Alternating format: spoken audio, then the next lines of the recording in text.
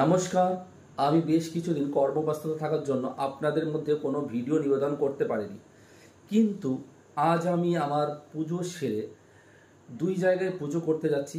তাই যাওয়ার আগেই একটা ভিডিও নিবেদন করছি। এই ভিডিওর মাধ্যম দিয়ে যে টোটকাটি নিবেদন করছি, এটা যদি আপনি করেন তবে আপনার গৃহের ক্লেশ, কষ্ট, নেগেটিভিটি দূরীভূত হবে।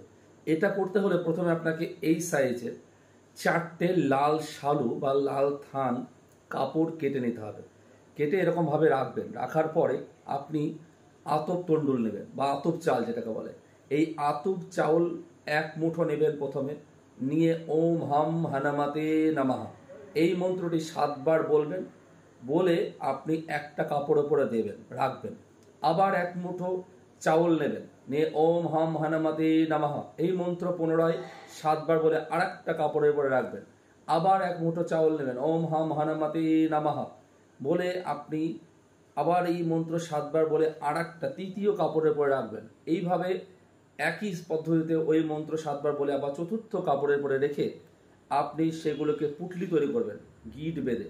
তারপর সেটিকে আপনার নাম এবং গৃহের কলুষতা দূর করার জন্য, নেগেটিভিটি দূর করার জন্য, দূরীভূত করার জন্য শ্রী শ্রী হনুমানজির কাছে প্রার্থনা করে এটি হনুমানজির চরণে রেখে দেবেন। রেখে দেওয়ার পরে 1 মাস পরে আপনি সেইগুলোকে নিয়ে কোনো বহমান জল অর্থাৎ স্রোতের নদীতে ভাসিয়ে দেবেন।